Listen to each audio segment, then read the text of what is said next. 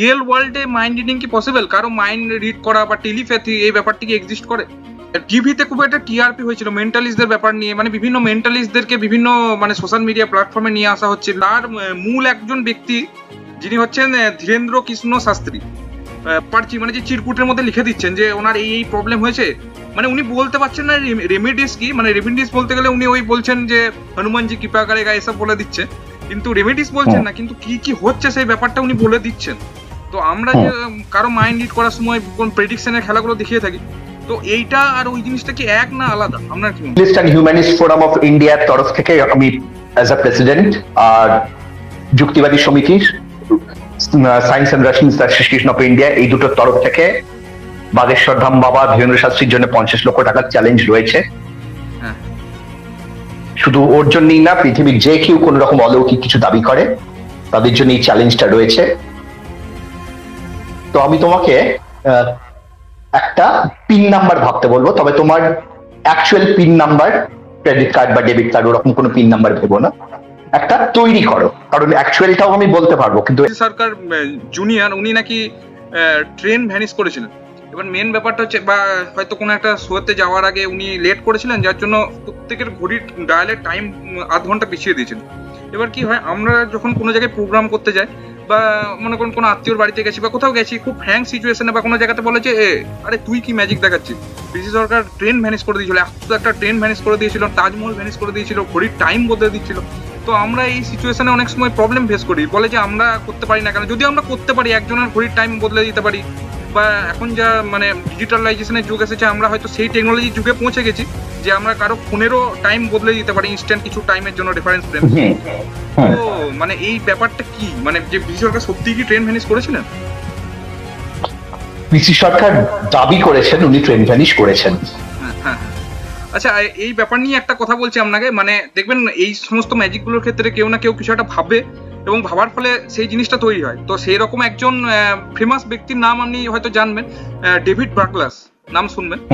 তো ডেভিড বার্গলাস একটা রুটিন তৈরি করেছিলেন, মানে 8, 9, 10, 11, 12 আর মানে র্যাশনালিস্ট জিনিসটাই কেন লিখে রেখেছেন আর কি আপনার নামের সাথে? কারণ সোশ্যাল মিডিয়াতে যখনই দেখি আপনার নামের সাথে র্যাশনালিস্ট লেখা থাকে, তো অনেকদিন ধরে ভাবি যে আপনাকে জিজ্ঞেস করবো কেন এরকম লিখে রেখেছেন আর ব্যাপারটা। কারণ সেটাই আমার টাইটেল। আমি কে? আমি একজন যুক্তিবাদী, আমি একজন মানবতাবাদী। আচ্ছা, তাহলে কি মানে আপনি ঈশ্বরে কি বিশ্বাস করেন? না, করি না। করেন না?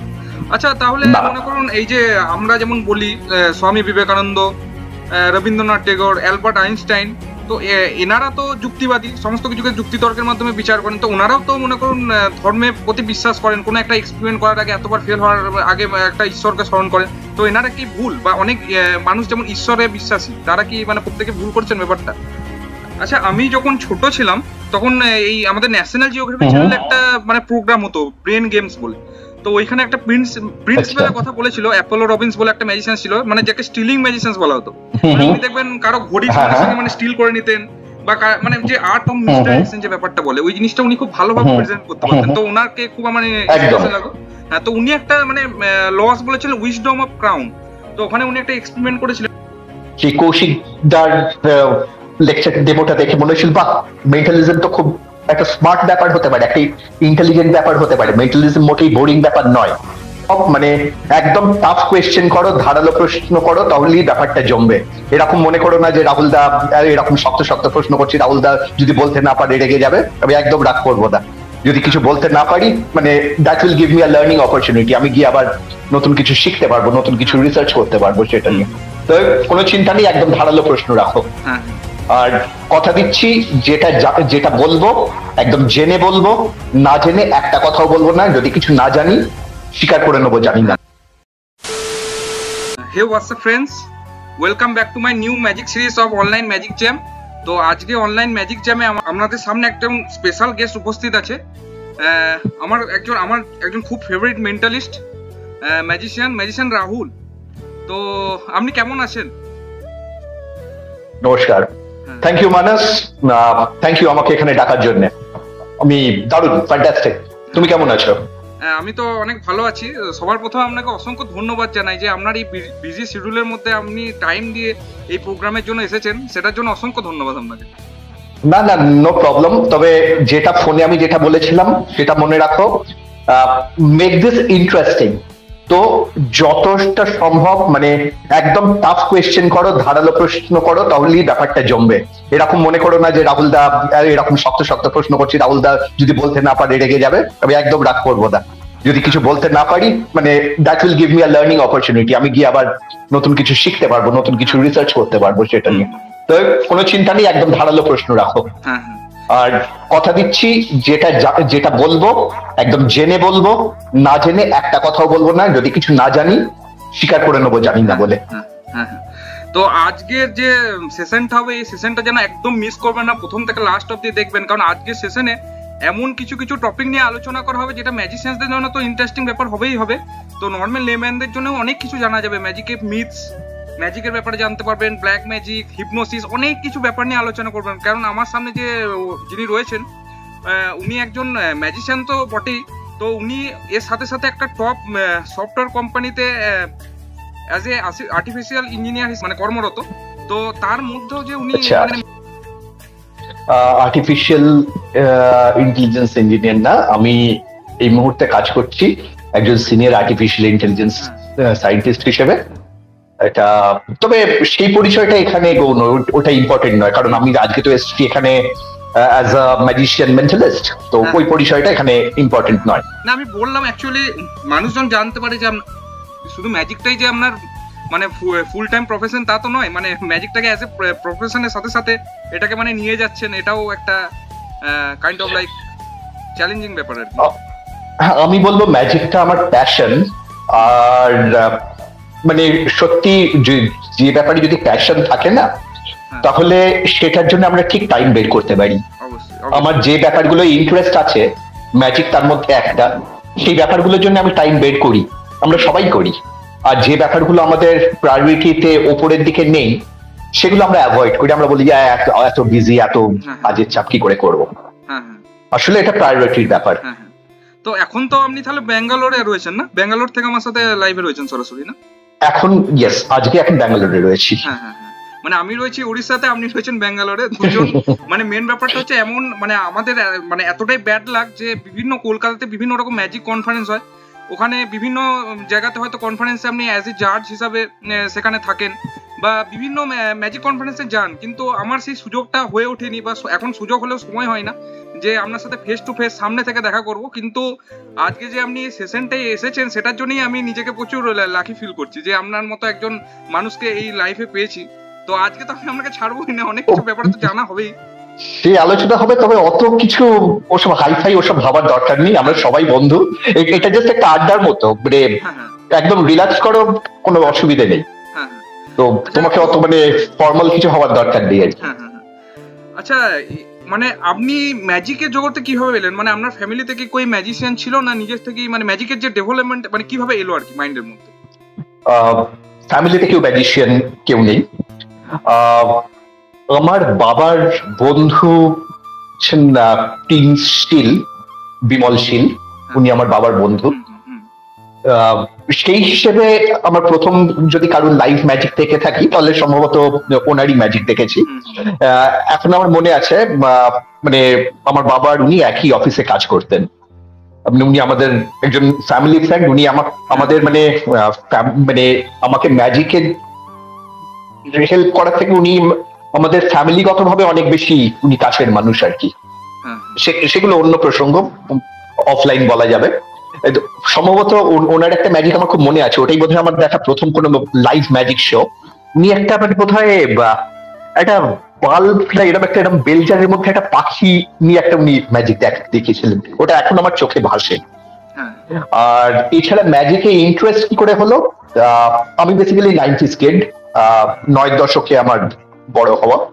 তো ওই সময় তখন এই এখন যেমন মানে সবসময় 24 ঘন্টা টিভি চ্যানেল চলে, 1000টা চ্যানেল, তখন ওটা ছিল না। তখন ওই সময় নতুন একটা চ্যানেল শুরু হয়েছিল, ডিডি মেট্রো বলে, মেট্রো চ্যানেল। তো এই মেট্রো চ্যানেলে একটা অনুষ্ঠান হতো, মানে অনুষ্ঠান ঠিক বলবো না, একটা ফিলার ওটাকে বলা হতো ভ্যারাইটি। সেখানে কখনো জাগলিং দেখানো হতো, কখনো ম্যাজিক দেখানো হতো, এই ধরনের জিনিসপত্র আর কি। তো সেখানে আমি ল্যান্স বাটনের ম্যাজিক দেখেছিলাম। ল্যান্স বাটনের ক্যান্ডেল অ্যাক্ট, ডাভ অ্যাক্ট, কি করছে লোকটা, আমি যদি কিছু করতে চাই আমি এরকম কিছু করতে চাই। সেই প্রথম আমার ম্যাজিকে ইন্টারেস্ট। তখন আমার বয়স খুবই কম, মানে আর সেই সময় আনন্দ মেলা, তথ্য কেন্দ্র, এই পত্রিকাগুলোতে, এগুলো সব ছোট তথ্য কেন্দ্র, ঠিক ছোটদের পত্রিকা না, আনন্দ মেলা ছিল ছোটদের পত্রিকা, কিন্তু তথ্য কেন্দ্রে ম্যাজিক শেখাতেন। পরে উনি আমার গুরু হয়েছিলেন, উনি হচ্ছেন প্রিন্স এস লাল। ওনার লেখাগুলো পড়ে আনন্দ মেলায় ম্যাজিক শেখাতেন, খুব সম্ভবত সলিল বসু, জাদুকর সলিল বসু, ওনার ওইগুলো পড়ে তৈরি করে ম্যাজিকের জিনিসপত্র আস্তে আস্তে আমি ম্যাজিক দেখাতে শুরু করি। প্রথম ম্যাজিক শিখি বলতে পারো আমার ছোট মামার কাছে, কিছু তাসের ম্যাজিক। ছোট মামা তাস খেলতো, আর যারা তাস খেলে তারা তাসের কিছু ম্যাজিকও জানে। এই 21টা তাস দিয়ে 3টে লাইন করে, এক একটা লাইনে 7টা তাস, ওটা ছিল আমার শেখা প্রথম ম্যাজিক। মানে একটা কার্ডকে আমাকে আইডেন্টিফাই করতে হবে, মানে উপরে হ্যাঁ ওইটা। তো তারপরে জিনিসপত্র কিনে এইভাবে আস্তে আস্তে ম্যাজিকে হাতে খড়ি। এবার পরবর্তীকালে মানে প্রফেশনাল জাদু জগৎকে আমি চিনতে শিখি হচ্ছেন অরুণ জেঠু, ম্যাজিশিয়ান অরুণ ব্যানার্জি, মারা গেছেন। উনি আমাদের বলেছিলেন এই চন্দননগর জাদুকর চক্র, ওই হাওড়া ম্যাজিক সার্কেল, এই নামগুলো সব ওনার কাছ থেকেই শোনা। এই তুমি চাইলে এখানে আসতে পারো, এখানে এইভাবে যাবে, সেইভাবে যাওয়া শুরু। আচ্ছা বলছি, মানে অনেক আমরা যেমন ম্যাজিক করার জন্য কাউকে একজনকে আইডিয়াল হিসেবে ভাবি, যে তার মতো হতে পারলে হয়তো আমরা নিজেদেরকে বেস্ট ভাবতাম, বা মানে কোন একটা ম্যাজিশিয়ান যে আপনার লাইফে ইন্সপিরেশন, মানে যাকে দেখে হয়তো আপনি ভাবছেন যে আমি ম্যাজিক করবো বা এরকম ভেবেছিলেন? অনেকে আছে, কিন্তু মানে আমি একদম এর মতো হব এরকম আমি কারোর জন্য ভাবিনি। বলছিলাম যখন একদম ছোট, ওরকমই বোধহয় হাওড়া ম্যাজিক সার্কেলের কোন একটা মনসুন মিট বা ওরকম কোথাও একটা গেছিলাম। আমার যাকে দেখে মানে খুব ভালো লেগেছিল, মানে মনে হচ্ছিল যেন মানে ইন্ডিয়ান ল্যান্স বাটন।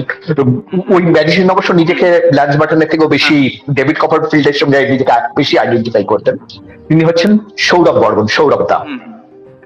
সৌরভ বর্মনের আমি সেই বিলিয়ার্ড বল ম্যানিপুলেশন দেখেছিলাম, কার্ড ম্যানিপুলেশন দেখেছিলাম, দেখে মনে হচ্ছিল এটা শিখতেই হবে, মানে না শিখলে একদম জীবন বৃথা। মানে তখন আমার বয়সটা যেরকম, তার সৌরভ দা আমাদের থেকে কিছু বড়, তখন একটা বড় হওয়ার একটা ইচ্ছে থাকতো। তো আমার মনে হতো ওই সৌরভ দার মতো কবে হব, সেই সময় ওটা ছিল। পরে সৌরভ দার সঙ্গে কথা বলে দেখেছি, বা সৌরভ দার অন্য এক দেখেছি যে সৌরভ দা অবশ্য ল্যান্স বাটনের থেকেও নিজেকে ডেভিড কপারফিল্ডের সঙ্গে বেশি আইডেন্টিফাই করতেন। এমনকি হয়তো এখন সৌরভ দা শুনলে জানেন না, রেগে যেতে পারে, তাও বলি সৌরভ দাকে মানে অনেক ক্ষেত্রে হয়তো মানে একদম ডেভিড কপারফিল্ডের কপিও করতেন। তবে তারপরে যখন সৌরভ দাকে দেখেছি, সৌরভ দাকে কিন্তু দেখিনি সৌরভ দার নিজের মতো। Sourav Barman is Sourav Barman, Sourav Barman is not a copy of anybody else. তো সেটা সৌরভ দার একটা ট্রান্সফরমেশন, কিন্তু প্রথম দিকে বোধহয় সৌরভ দার সেটা ছিল না, অন্তত আমি সেটা দেখিনি। আমার মেন্টালিজমে কি করে এলাম, মেন্টালিজম ব্যাপারটা আমার মনে হতো খুব বোরিং ব্যাপার, কিন্তু একটা লেকচার ডেমো দেখেছিলাম কৌশিক বিশ্বাস। সেই কৌশিক দার লেকচার ডেমোটা দেখে মনে হয়েছিল বাহ, মেন্টালিজম তো খুব একটা স্মার্ট ব্যাপার হতে পারে, একটা ইন্টেলিজেন্ট ব্যাপার হতে পারে, মেন্টালিজম মোটেই বোরিং ব্যাপার নয়। সেটা প্রথম আমি কিন্তু কৌশিকদার লেকচার ডেমো দেখে আমি বুঝতে শিখেছিলাম। তখন মানে এখন যেমন মানে ব্যাঙের ছাতার মতো মেন্টালিস্ট গজিয়ে গেছে, তখন ওটা ওরকম ছিল না। তখন মেন্টালিস্ট হাতে গোনা 2-4 জন, কৌশিকদা তার মধ্যে একজন ছিলেন। তো সেইটা কৌশিকদার মানে এখন আমার মনে আছে, উনি একটা মানে কারেন্সি নোটের নাম্বার উনি প্রেডিক্ট করে দিলেন, বড়ড কারেন্সি নোট। উনি সিক্রেট যেটা ব্যবহার করেছেন, একদম ভেরি স্মার্ট, ভেরি ইন্টেলিজেন্ট। তো এরকম বহু মানুষ আমাকে ইন্সপায়ার করেছে। স্যার তো অবশ্যই, লালদা অবশ্যই, শিলাং অবশ্যই, মানে কার কথা বলবো, অপুদা ভেরি স্মার্ট থিঙ্কার। অপু জেঠুর সাথে তো আমার ম্যাজিকের বিভিন্ন ব্যাপার নিয়ে আলোচনা হয়। উনি তো ক্লোজ আপের, মানে সত্যি কথা বলতে গেলে ক্লোজ আপের এক কথায় কিংই বলা যেতে পারে। মানে আমার যেটা ভালো লাগে, মানে খুব মানে ওনার থিঙ্কিং গুলো ভেরি স্মার্ট থিঙ্কার। সৌম্যদা খুব ইন্টেলিজেন্ট থিঙ্কার, মানে একটা জিনিস কি করে সহজে করা যাবে, সৌম্যদা ওই থিঙ্কিং গুলো খুব স্মার্ট, খুব ইন্টেলিজেন্ট। গোড়াদা ওশান অফ নলেজ। আমার গোড়াদার সঙ্গে কথা বলে আমার খুব ভালো লাগে। মানে কাকে ছেড়ে কার কথা বলবো। আচ্ছা, বলছি বিভিন্ন ম্যাজিশিয়ানসরা তাদের যে নামের যে প্রথম অক্ষরটা দেখবেন ওটা শর্ট ফর্মে লিখে, যেমন প্রতুল চন্দ্র সরকার, উনি যেমন নামটাকে পিসি সরকার লিখেছেন। তারপরে ম্যাজিশিয়ান কে লাল, ওপি সম্রাট, মানে সামনে যে প্রথম অক্ষরটাকে ছোট হাতে লিখেছেন আর কি, মানে ছোট ইয়েতে শর্ট ফর্মে। তো আপনি আপনার কি আসল টাইটেলটা কি? মানে আপনি যেমন রাহুল দেবাশিস রেশনালিস্ট লিখে রেখেছেন, তো আপনার টাইটেলটা আসলে কি? মানে আমি পদবি ব্যবহার করি না। আমার নিজের কোনো পদবি নেই, আমি পদবি ব্যবহার করি না। তোমার প্রশ্নটা শুনে মনে হচ্ছে তুমি হয়তো জানতে চাইছো আমার বাবা বা মায়ের পদবি কি, তাই কি? মায়ের টাইটেল কি? বাবার টাইটেল চ্যাটার্জি, মায়ের টাইটেল বিয়ের আগে ছিল মুখার্জি, বিয়ের পরে মায়ের টাইটেল হচ্ছে চ্যাটার্জি। আমি নিজে কোনো পদবি ব্যবহার করি না। মানে এই ধরনের কেন? আর মানে র্যাশনালিস্ট জিনিসটাই কেন লিখে রেখেছেন আর কি আপনার নামের সাথে? কারণ সোশ্যাল মিডিয়াতে যখনই দেখি আপনার নামের সাথে র্যাশনালিস্ট লেখা থাকে, তো অনেকদিন ধরে ভাবি যে আপনাকে জিজ্ঞেস করবো কেন এরকম লিখে রেখেছেন ব্যাপারটা। কারণ সেটাই আমার টাইটেল। আমি কে? আমি একজন যুক্তিবাদী, আমি একজন মানবতাবাদী। আমি তাহলে প্রথমে বলতে আমি পদবি কেন ব্যবহার করি না। কারণ পদবি তোমার ধর্ম, সেই সঙ্গে তোমার জাত, তোমার কাস্ট, এটা আইডেন্টিফাই করে দেয়। এবার এই কাস্ট বা জাত নিয়ে লোকের একটা গর্ববোধ থাকে। আমি ব্রাহ্মণ্যবাদের বিরোধী, আমি ব্রাহ্মণ্যবাদে আমার কোন রকম বিশ্বাস নেই, এবং আমি মনে করি এই ব্রাহ্মণ্যবাদ ব্যাপারটা নিপাত যাওয়া উচিত। অর্থাৎ চ্যাটার্জি, মুখার্জি, ভট্টাচার্য, এই যে ব্রাহ্মণ যে টাইটেল গুলো বা বর্ণ হিন্দুর যে টাইটেল গুলো, যে কোনো বর্ণ হিন্দু টাইটেল, শুধু ব্রাহ্মণ বলে বলছি না, বর্ণ হিন্দু ব্রাহ্মণ্যবাদের মধ্যেই পড়ে। এইগুলো সবই কিন্তু কোথাও একজন, দেখো আমি কিন্তু এরকম একটা মানে কলার তোলার একটা ব্যাপার থাকে। বাবা আমি কিন্তু ব্রাহ্মণ, এরকম। এবার যেটা আমি যে ব্রাহ্মণ হয়েছি, আমি যে আমার বাবার ছেলে হয়েছি, আমার টাইটেল যদি আমি ব্যবহার করতাম তাহলে যে চ্যাটার্জি হতো, এটা বাই অ্যাক্সিডেন্ট। এটাতে আমার তো কোনো হাত নেই, কোনো কৃতিত্বও নেই। তো যেটা আমি নিজের এলেমে অর্জন করিনি, সেটা নিয়ে গর্ব করার কোনো অধিকার আমার নেই। আমার নিজেকে নিয়ে প্রচুর গর্ব আছে। আমি এমন অনেক কিছু করেছি যেগুলো গর্বের মতো, সেগুলো নিয়ে অবশ্যই আমার গর্ব আছে। কিন্তু যেটা আমি নিজের কৃতিত্বে অর্জন করিনি, সেটা নিয়ে আমার কোনো গর্ব নেই। তাই আমি ব্যবহার করি না কোনো পদবি। আচ্ছা, তাহলে টাইটেলের ব্যাপারটা নয় বুঝলাম, পদবি কেন ইউজ করেন না। এরপর যে র্যাশনালিস্ট ব্যাপারটা যে লিখে রেখেছেন, এটার ব্যাপারটা কি? মানে র্যাশনালিস্ট কারণ আমি যুক্তিবাদী, আমি একজন মানবতাবাদী। আমি সেটাই লোকজনকে জানাতে চাই যে আমি যুক্তিবাদী, আমি মানবতাবাদী। এবার যুক্তিবাদী মানে কি? যুক্তিবাদী মানে হচ্ছে যে সমস্ত কিছু যুক্তি বুদ্ধি দিয়ে বিচার করে, যে মনে করে যে প্রত্যেকটা কাজের পিছনে কোনো কার্য কারণ সম্পর্ক থাকে, কোনো প্রাকৃতিক নিয়ম থাকে, অতি প্রাকৃতিক কোনো কিছু বা সুপার ন্যাচারাল, এগুলোতে যাদের বিশ্বাস নেই। আচ্ছা, তাহলে কি মানে আপনি ঈশ্বরে কি বিশ্বাস করেন? না, করি না। করেন না? আচ্ছা, তাহলে মনে করুন এই যে আমরা যেমন বলি স্বামী বিবেকানন্দ, রবীন্দ্রনাথ টেগোর, অ্যালবার্ট আইনস্টাইন, তো এনারা তো যুক্তিবাদী, সমস্ত কিছুকে যুক্তিতর্কের মাধ্যমে বিচার করেন। তো ওনারাও তো মনে করুন ধর্মের প্রতি বিশ্বাস করেন, কোনো একটা এক্সপেরিমেন্ট করার আগে, এতবার ফেল হওয়ার আগে একটা ঈশ্বরকে স্মরণ করেন। তো এনারা কি ভুল, বা অনেক মানুষ যেমন ঈশ্বরে বিশ্বাসী, তারা কি মানে প্রত্যেকে ভুল করছেন ব্যাপারটা? মানে তারা কি তোমার প্রশ্ন এইটাই জানতে চাই। বুঝতে পেরেছি। তোমার প্রশ্নের চারটে পার্ট আছে। একটা হচ্ছে স্বামী বিবেকানন্দ কি ভুল? স্বামী বিবেকানন্দ ঈশ্বরে বিশ্বাস করতেন। রবীন্দ্রনাথ কি ভুল? রবীন্দ্রনাথ ঈশ্বরে বিশ্বাস করতেন। আইনস্টাইন কি ভুল?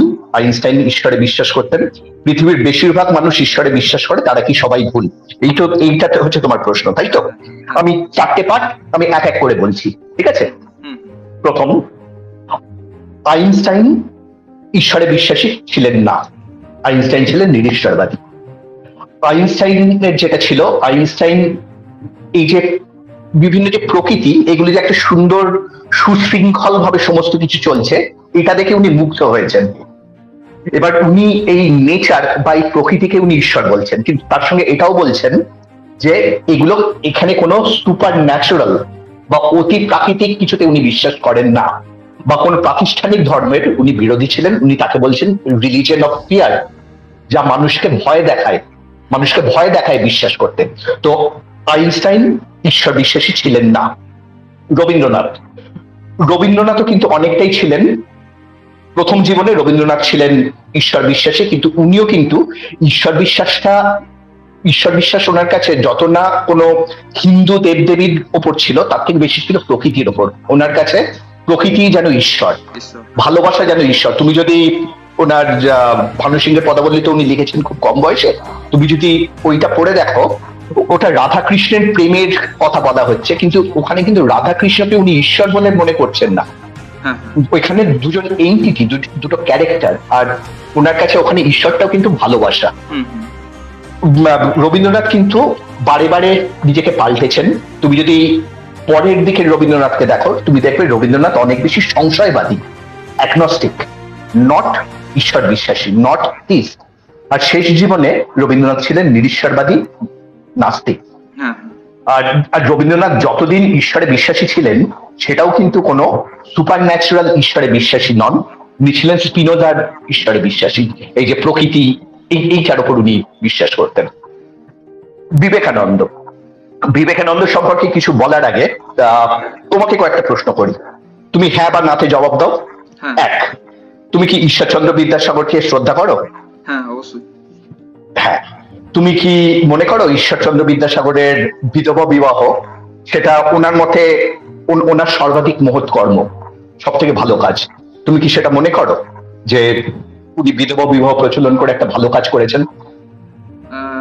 হ্যাঁ, একদিকে বলতে গেলে ভালো, কিন্তু বিধবা বিবাহ না, একদিকে না, বিধবা বিবাহ ব্যাপারটা ভালো না খারাপ, নাকি বিধবা বিবাহ হওয়াটা উচিত ছিল না?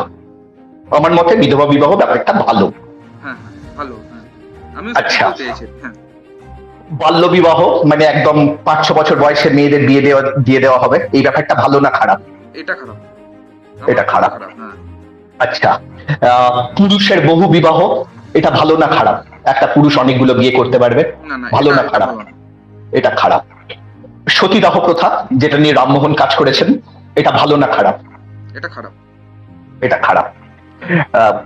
মুশকিল হচ্ছে, তুমি যদি কোনো একজন মানুষ যদি এইগুলোতে বিশ্বাস করে, মানে তুমি যা যা উত্তর দিলে তার যদি প্রত্যেকটার বিপরীতে যদি তার অবস্থান হয়, মানে সতীদাহ প্রথাকে সে যদি সমর্থন করে, বাল্য বিবাহকে যদি সে সমর্থন করে, পুরুষদের বহু বিবাহকে যদি সে সমর্থন করে, বিধবা বিবাহের যদি সে বিরোধিতা করে, তাকে তুমি শ্রদ্ধা করবে কি অশ্রদ্ধা করবে?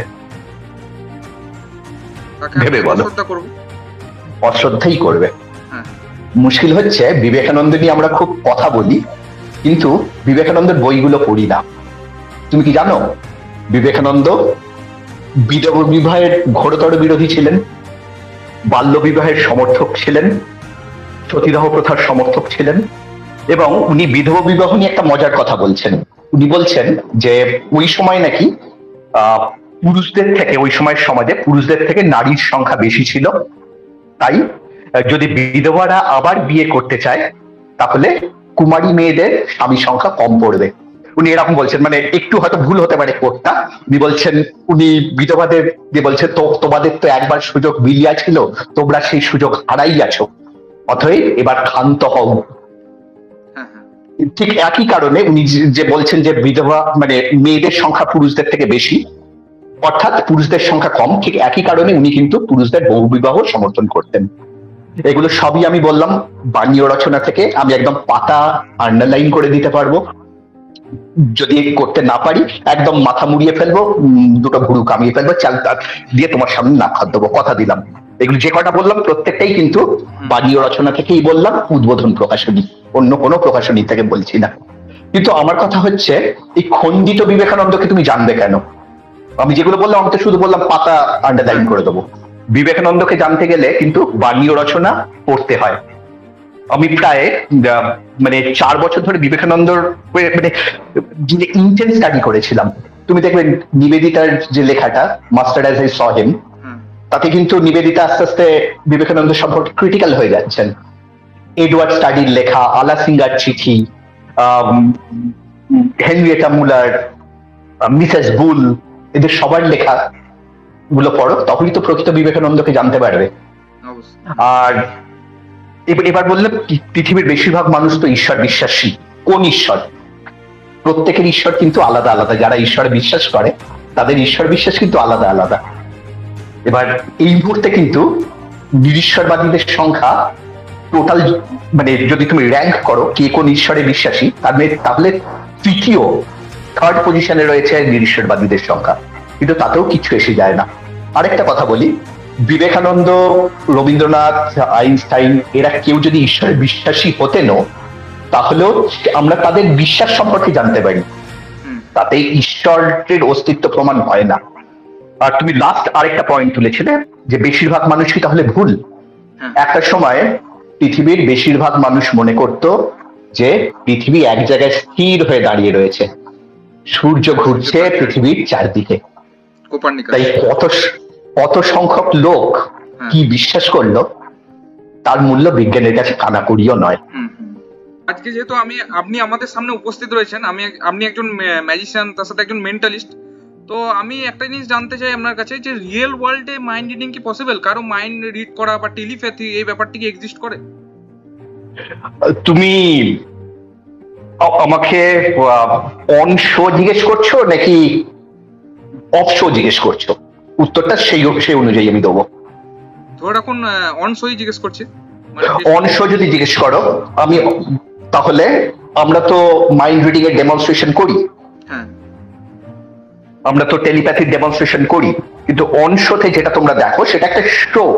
দর্শক যেটা দেখেন সেটা একটা শো। আমি সবসময় এটা বলি যে আমি বলতে পারো আমি একজন মডার্ন ডে শার্লক হোমস, যে সাইকোলজি ইউজ করে, যে অবজারভেশন ইউজ করে, বিভিন্ন ক্লু ব্যবহার করে, আর তার সঙ্গে কিছু স্লাইট অফ হ্যান্ড মিশিয়ে এমন একটা আমি ইমপ্রেশন দিই, এমন একটা ইলিউশন তৈরি করি যেন আমার একটা সাইকিক পাওয়ার আছে। আমার কোনো সাইকিক পাওয়ার নেই, কিন্তু অন শোতে আমি এমন একটা চরিত্রে অভিনয় করি যে আমার ওই ক্ষমতাগুলো রয়েছে। আমরা ম্যাজিশিয়ানরা তো সবাই তাই, ম্যাজিশিয়ানরা আমরা অন স্টেজ আমরা ওরকম একটা চরিত্রে অভিনয় করি যে আমাদের কিছু সুপার পাওয়ার রয়েছে, যুক্তি বুদ্ধি বা বিজ্ঞানে যার ব্যাখ্যা মেলে না, কিন্তু সেটা অভিনয়। আমি আবারও বলছি, বিজ্ঞানে ব্যাখ্যা মেলে না এরকম কোনো কিছু কোনো ম্যাজিশিয়ান দেখাতে পারে না, আমিও দেখাতে পারি না। কেউ যদি এরকম দাবি করে তার দাবিকে ভান্ডাফোড় করতে পারবো, যদি করতে না পারি 50 লক্ষ টাকা প্রণামী দেবো। আচ্ছা, আপনি যে এই ব্যাপারটা যখন বলছেন, তো এখন একটা রিসেন্ট টাইমে বলতে গেলে মানে কিছুদিন আগের ব্যাপার, মাসখানেক আগে, এখনো চলছে ব্যাপারটা, যে কি হচ্ছে মানে টিভিতে খুব একটা টিআরপি হয়েছিল মেন্টালিস্টদের ব্যাপার নিয়ে, মানে বিভিন্ন মেন্টালিস্টদেরকে বিভিন্ন মানে সোশ্যাল মিডিয়া প্ল্যাটফর্মে নিয়ে আসা হচ্ছে, বিভিন্ন নিউজ চ্যানেলে নিয়ে আসা হচ্ছে, আর তার মূল একজন ব্যক্তি যিনি হচ্ছেন ধীরেন্দ্র কৃষ্ণ শাস্ত্রী, বাগেশ্বর ধাম যেটা বলে আর কি। মানে এবার হচ্ছে বাগেশ্বর যে দরবার রয়েছে, এই দরবারের মধ্যে বিভিন্ন মানে মানুষজনের সমাবেশ, অসংখ্য মানুষজন সেখানে যাচ্ছেন, ভিড় করছেন, মানে তার দরবার লাগছে। এবং তিনি যে কাজগুলো করছেন মানে কিছুটা সেই সুপার ন্যাচারাল টাইপের, মানে সেখানে গিয়ে হয়তো কোনো একটা মানুষ তার শরীরের মধ্যে কোনো একটা রোগ হয়েছে, বা উনি মানে তার পার্চি মানে যে চিরকুটের মধ্যে লিখে দিচ্ছেন যে ওনার এই প্রবলেম হয়েছে, মানে উনি বলতে পারছেন না রেমেডিস কি, মানে রেমেডিস বলতে গেলে উনি ওই বলছেন যে হনুমানজি কৃপা করেগা এসব বলে দিচ্ছে, কিন্তু রেমেডিস বলছেন না, কিন্তু কি কি হচ্ছে সেই ব্যাপারটা উনি বলে দিচ্ছেন। তো আমরা যে কারো মাইন্ড রিড করার সময় কোন প্রেডিকশনের খেলাগুলো দেখিয়ে থাকি, তো এইটা আর ওই জিনিসটা কি এক না আলাদা? আপনার কি মনে হয়? টেকনিকটা এক, কিন্তু প্রিমাইসটা আলাদা। আমরা মেন্টালিস্টরা, যে কোনো মেন্টালিস্ট যখন আমরা স্টেজে পারফর্ম করি, আমরা আমাদের কোনো অলৌকিক ক্ষমতা আছে এটা দাবি আমরা কেউ করি না, কিন্তু বাগেশ্বর ধাম বাবা ধীরেন্দ্র শাস্ত্রী ও কিন্তু এই দাবিটা করে। আমি জানি না তুমি জানো কিনা, আমি বিভিন্ন চ্যানেলে এটা নিয়ে আমার ইন্টারভিউ নিয়েছিল। আমি 50 লক্ষ টাকার চ্যালেঞ্জ ধীরেন্দ্র শাস্ত্রীকে জন্য রেখেছিলাম। ও যা যা দেখাচ্ছে সমস্ত কিছু করে দেখাতে পারবো, শুধু তাই না ওর করাটাও বন্ধ করে দিতে পারবো, কারণ ও কি করে করছে সেটা মেন্টালিস্ট হিসেবে আমি জানি, যে কোনো ভালো মেন্টালিস্ট তারাও জানে। তো মেন্টালিস্টের সঙ্গে বাগেশ্বর ধাম বাবার ধীরেন্দ্র শাস্ত্রীর কিছু মৌলিক তফাৎ আছে। মেন্টালিস্টরা কেউ ডিসঅনেস্ট নয়, কিন্তু এই ধীরেন্দ্র শাস্ত্রী হচ্ছে বাগেশ্বর ধামের চোরেশ্বর। একদম দ্বিধাহীন ভাবে জানাচ্ছি চোরেশ্বর ও মানুষকে প্রতারণা করছে। হ্যাঁ, মানে এক কথায় বলতে গেলে আমিও যেহেতু মেন্টালিজম এই জিনিসগুলো করি, তো আমরা বেসিক্যালি দুটো মেন প্রিন্সিপাল ইউজ করি, হয়তো মেন্টালিস্ট টার্মে তারা হয়তো জানবে। একটা যেমন মনে করুন ইমপ্ল্যান্ট থট একটা ব্যাপার হয়, আর একটা হচ্ছে গেনিং ইনফরমেশন। এবার উনি যে প্রসেসটা করছেন গেনিং ইনফরমেশন ব্যাপারটাই হচ্ছে আর কি কোনোভাবে। হ্যাঁ, তো আমি ওই সিক্রেট গুলো নিয়ে আলোচনা করতে চাইছি না, কিন্তু তুমি যেগুলো বললে একদমই তাই। হ্যাঁ, একদমই তাই, মানে ওপেন মাইন্ডেড ব্যাপারটা হচ্ছে আর কি, মানে যেটা হয়তো আমরা করে থাকি বিভিন্ন ভাবে, হয়তো সাইকোলজিক্যালি করে থাকি, তো উনি সেটা মানে ওপেন মাইন্ড খেলছেন আর কি ব্যাপারটা। তার থেকেও বড় কথা, তুমি ওইগুলো দেখো, এবার সেখানে অনেকেই ওর একদম পেটুয়া লোক থাকে। হ্যাঁ, যারা ওর লোক না তারা অনেকেই এসে ব্যাপারগুলো ফ্ল্যাশ করে দিয়েছে কি করে হয়েছে। তুমি যদি ইউটিউবে একটু সার্চ করে এরকম বহু পাবে ভিডিও। নিউজ চ্যানেলে কিছু মানুষ যেমন বলছেন যে এই ব্যাপারগুলো হয়তো উনি আগে থেকেই কোনোভাবে পেয়েছেন আর কি ইনফরমেশন গুলো। যাই হোক, nationalist and humanist forum of ইন্ডিয়ার তরফ থেকে আমি অ্যাজ আ প্রেসিডেন্ট আর যুক্তিবাদী সমিতির science and Russian association of India, এই দুটোর তরফ থেকে বাগেশ্বর ধাম বাবা ধীরেন্দ্র শাস্ত্রীর জন্য 50 লক্ষ টাকার চ্যালেঞ্জ রয়েছে। শুধু ওর জন্যই না, পৃথিবীর যে কেউ কোন রকম অলৌকিক কিছু দাবি করে তাদের জন্য এই চ্যালেঞ্জটা রয়েছে। তারা যদি কোন রকম কৌশলের সাহায্যে কোনো অলৌকিক কিছু করে দেখাতে পারে তাহলে আমাদের অর্গানাইজেশন বন্ধ করে দেবো, সেই সঙ্গে 50 লক্ষ টাকা প্রণামী দেবো। হ্যাঁ, এটা তো হ্যাঁ অবশ্যই। আর বলছি যে উনি দেখবেন অনেক সময় দরবারের মধ্যে আসার পর হয়তো কারোর মধ্যে একটা ভূত বা কিছু একটা চলে এসেছে, মানে ভর ব্যাপারটা যেটা বলে আর কি, মানে এরকম সেই মাথা নড়াচ্ছে, এরকম হচ্ছে যেন মনে হচ্ছে যেন শরীরের ভিতর থেকে আত্মা বের করে দিচ্ছে। এই যে এই জিনিসগুলো কি সত্যি? ভর দুভাবে হয়, একটা হচ্ছে ইচ্ছাকৃত ভর, একটা হচ্ছে অনিচ্ছাকৃত ভর।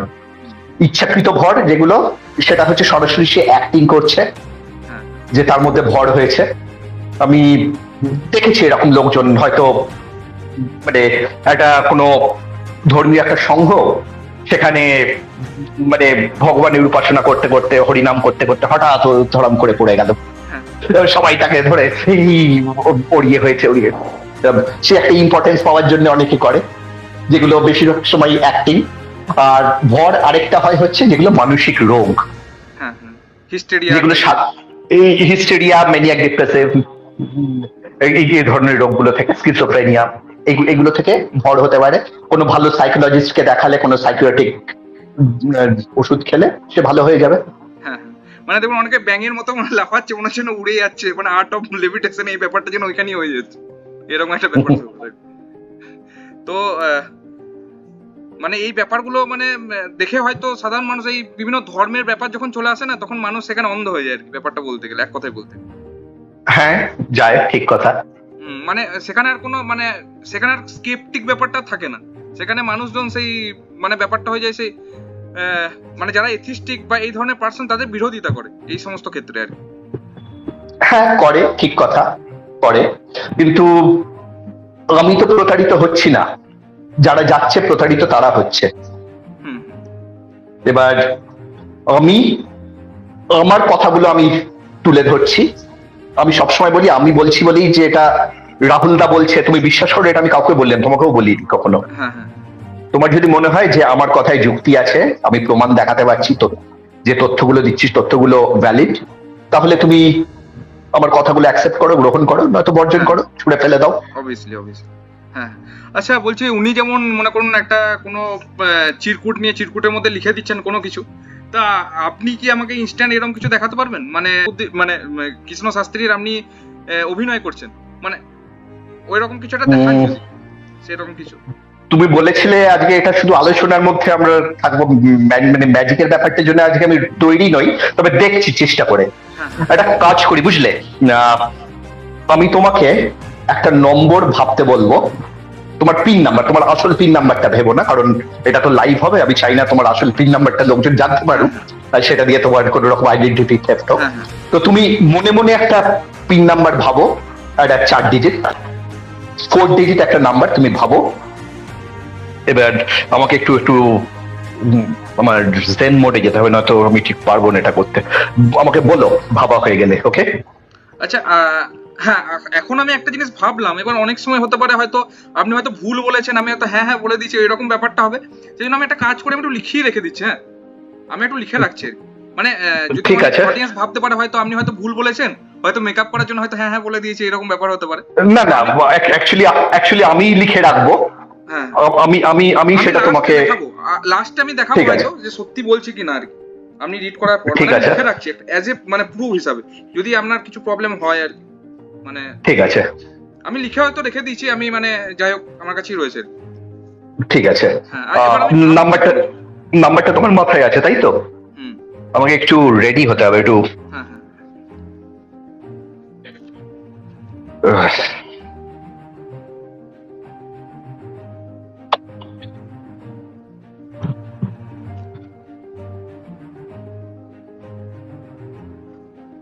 হুম।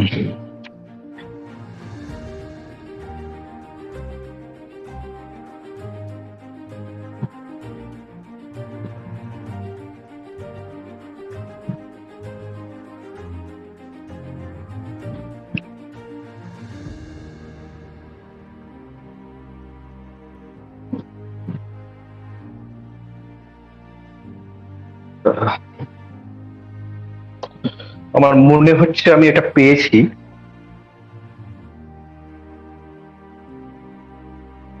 কার্ডটা একদম দেখো ক্যামেরার ফ্রেম থেকে, যাতে আমি একদম সরাতে না পারি। হ্যাঁ আমি তোমার পিন নাম্বারটা লিখেছি ফর দ্য ফার্স্ট টাইম। আমি তোমাকে রিকোয়েস্ট করব, তুমি তোমার পিন নাম্বারটা বলো, অ্যানাউন্স করো, মানে অ্যাকচুয়াল পিন নাম্বার না যেটা তুমি ভেবেছো। হ্যাঁ হ্যাঁ। 2024। 2024। তোমার কি মনে হয় কোনোভাবে এটা আমার পক্ষে জানা সম্ভব ছিল? না না, এটা জানা সম্ভব না। তোমার সঙ্গে অ্যাটলিস্ট তুমি খুব ভালোভাবেই জানো তোমার সঙ্গে আমার কোনো কিছুই সেট আপ করা হয়নি। না না তোমার কি কোনোভাবে আমি তোমাকে এটা ভাবতে ইনফ্লুয়েন্স করেছি, এরকম কি হতে পারে? না না, আপনি ফ্রিলি বললেন তো একটা নাম্বার চুজ করতে, যেটা আমার পিন আছে।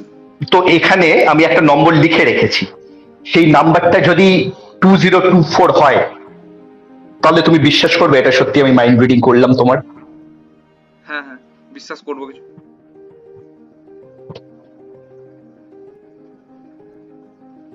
আসছে ক্যামেরায়? ওয়াও, হ্যাঁ একটু সাইডে নিয়ে আসুন। এই হ্যাঁ, ওয়াও, অ্যামাজিং অ্যামাজিং। 2024, মানে এটা কিভাবে পসিবল? মানে অ্যাকচুয়ালি আমিও মানে লিখে রেখেছিলাম আর কি, যদি অনেকে ভাবে যে মানে একটু লিখে রেখেছিলাম এজ এ প্রুফ যে আমি ওটাই ভেবেছিলাম কিনা। এখন 2024। আচ্ছা, এই ব্যাপারটা কিভাবে হতে পারে, মানে কারো পিন রিড করা এরকম ভাবে? মানে এটা কি করে হতে পারে? এমনিও স্টেজে দেখানো হয়তো এই ধরনের ব্যাপার স্যাপার, হয়তো অনেক সময় স্টেজে দেখানো হয়তো কারো পিন রিভিল করেন। যে এইটা আমার সাধারণত ওপেনিং অ্যাক্ট হয় আমার মেন্টালিজম শো এর, এটা দিয়ে আমি ওপেন করি। তো কি করে হয়, কি করে হয় সেটা তুমি তো হয়তো জানোই। যদি না জানো তাহলে আমরা অফলাইনে কথা বলতে পারি, সিক্রেটটা নিয়ে তো আমরা এখানে আলোচনা করব না। এর ব্যাপারে অনেক রকম মেথোডোলজি থাকে, সবার একটা থাকে। আপনি যেমন করছেন এটা আপনার বেস্ট ওয়েতে করছেন, হয়তো আমিও হয়তো এই ধরনেরই করি, পিন রিভিল করি, আমার একটু মানে সবার মেথডটা আলাদা, কিন্তু সেই বেসিকটা একই। না, এখানে আমি একটা মেথডে করলাম, হয়তো স্টেজে আমি একটা অন্য মেথডে করি। হ্যাঁ, কিন্তু এইগুলোর পিছনে কোনো সাইকোলজি থাকে, কোনো স্লাইট অফ হ্যান্ড থাকে, কোনো কৌশল থাকে। আমি যদি সত্যি কারুর আমরা মাইন্ড রিড করতে পারতাম, তাহলে তো মানে আমাদেরকেই নিয়ে যাওয়া হতো এইসব ইন্টারোগেশনের জন্য, এই লোকটা এই ফ্রডটা করেছে কিনা, এ কোথায় এখন লুকিয়ে বসে আছে। মানে আমি একটা কথা বলছি, হ্যাঁ বলুন আপনি, তারপর বলছি। কিন্তু মেন্টালিস্টরা যদি সত্যি ফিউচার দেখতে পারতো, তবে কবে, বা জ্যোতিষীরা কবে ভূমিকম্প হতে চলেছে বা কোনো প্রাকৃতিক দুর্যোগ হতে চলেছে, সেগুলো তারা আগে থেকে বলতে পারতো না।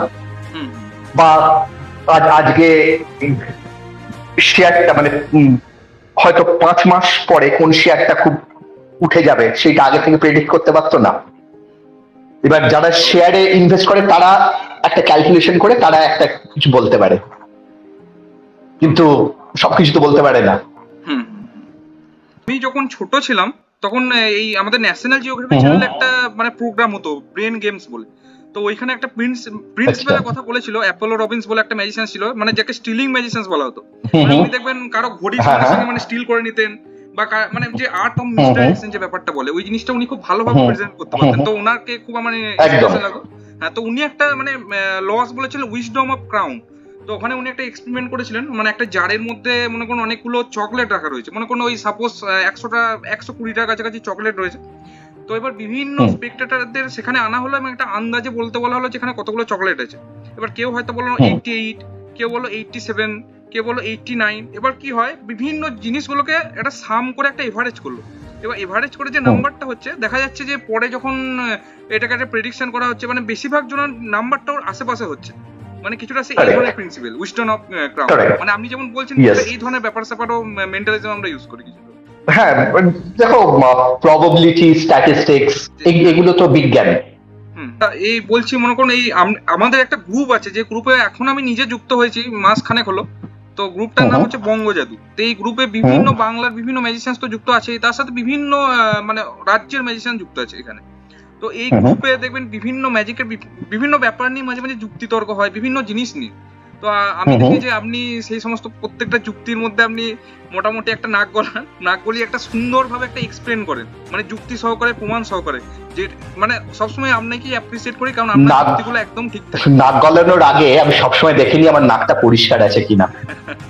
যাই হোক, হ্যাঁ, মানে আমরা দেখুন, আমরা তো অতটা জানি না। এবার মেন ব্যাপারটা হচ্ছে আমাদেরকে দেখেই আমরা শিখি, মানে যেমনি যুক্তিতর্কের মাধ্যমে সমস্ত জিনিসকে বিচার করেন। তো এই রিসেন্ট কিছুদিন আগে একটা মানে খুব ব্যাপার হচ্ছিল, মানে যেমন আমাদের পিসি সরকার জুনিয়র, উনি নাকি ট্রেন ভ্যানিশ করেছিলেন। এবার মেন ব্যাপারটা হচ্ছে, বা হয়তো কোনো একটা শোতে যাওয়ার আগে উনি লেট করেছিলেন, যার জন্য প্রত্যেকের ঘড়ির ডায়ালের টাইম আধ ঘন্টা পিছিয়ে দিয়েছেন। এবার কি হয়, আমরা যখন কোনো জায়গায় প্রোগ্রাম করতে যাই, বা মনে করুন কোনো আত্মীয়র বাড়িতে গেছি বা কোথাও গেছি খুব ফ্র্যাঙ্ক সিচুয়েশনে, বা কোনো জায়গাতে বলে যে আরে তুই কি ম্যাজিক দেখাচ্ছিস, পিসি সরকার ট্রেন ভ্যানিশ করে দিয়েছিল, একটা ট্রেন ভ্যানিশ করে দিয়েছিল, তাজমহল ভ্যানিশ করে দিয়েছিল, ঘড়ির টাইম বদলে দিচ্ছিল। তো আমরা এই সিচুয়েশনে অনেক সময় প্রবলেম ফেস করি, বলে যে আমরা করতে পারি না কেন, যদি আমরা করতে পারি, একজনের ঘড়ির টাইম বদলে দিতে পারি, বা এখন যা মানে ডিজিটালাইজেশনের যুগ এসেছে, আমরা হয়তো সেই টেকনোলজির যুগে পৌঁছে গেছি যে আমরা কারো ফোনেরও টাইম বদলে দিতে পারি ইনস্ট্যান্ট কিছু টাইমের জন্য, রেফারেন্স ফ্রেম। তো মানে এই ব্যাপারটা কি, মানে যে পিসি সরকার সত্যিই কি ট্রেন ভ্যানিশ করেছিলেন?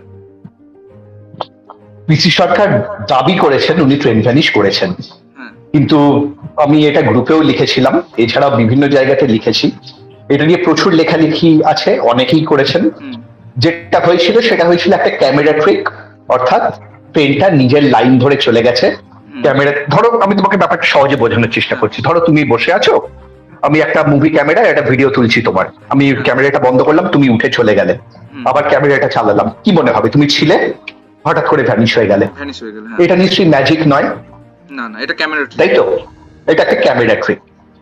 পিসি সরকার ঠিক এটাই করেছিল।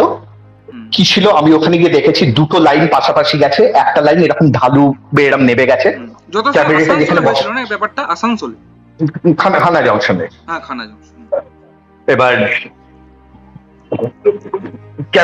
ক্যামেরার ওটা বাইরে চলে গেল। এবার এটা নিয়ে কেলাল চ্যালেঞ্জ করেছিলেন গ্লোব ডিটেকটিভ সার্ভিসের, এটার একটা রিপোর্ট আছে, গ্লোব ডিটেকটিভ সার্ভিস এটা তদন্ত করেছিলেন। গ্লোব ডিটেকটিভ সার্ভিস থেকে আমি যেটা বললাম ঠিক এই কথাটাই বলছে যে ট্রেনটা তার লুপ লাইন দিয়ে চলে যায়, ওখানে আদৌ কোনো ম্যাজিক দেখানো হয়নি, যেটা হয়েছিল সেটা ক্যামেরা ট্রিক। আরো কয়েকটা তথ্য দিই, ওই সময় তখন শুধুমাত্র ইয়েকে মানে টিভিতে তখন ওই দূরদর্শন, অন্য প্রাইভেট চ্যানেলগুলো আসেনি। ওখান থেকে ছবি তুলতে গেছিলেন ইন্দ্রাণী ভট্টাচার্য, আনন্দবাজার গ্রুপ থেকে সাংবাদিক ছিলেন শঙ্করলাল ভট্টাচার্য। ইন্দ্রাণী ভট্টাচার্যের সঙ্গে শঙ্করলাল ভট্টাচার্যের সম্পর্ক খুব একটা খারাপ না, বরং বেশ ভালো, ওনারা হাজবেন্ড ওয়াইফ। ট্রেনটা চালাচ্ছিলেন অনিল বরণ দে। তোমার ওখানে উপস্থিত ছিলেন মানবাধিকার কমিশনের পরে চেয়ারম্যান হয়েছিলেন, চিফ জাস্টিস ছিলেন হাইকোর্টের মুকুল গোপাল মুখোপাধ্যায়। আমি অনিল বরণ দের সাথে কথা বলেছিলাম, মুকুল গোপাল মুখোপাধ্যায় ওনার সাথেও কথা বলেছিলাম। ওনারা দ্বিধাহীন ভাবে জানিয়েছেন যে ট্রেনটা নিজের লুপ লাইন ধরে চলে যায়।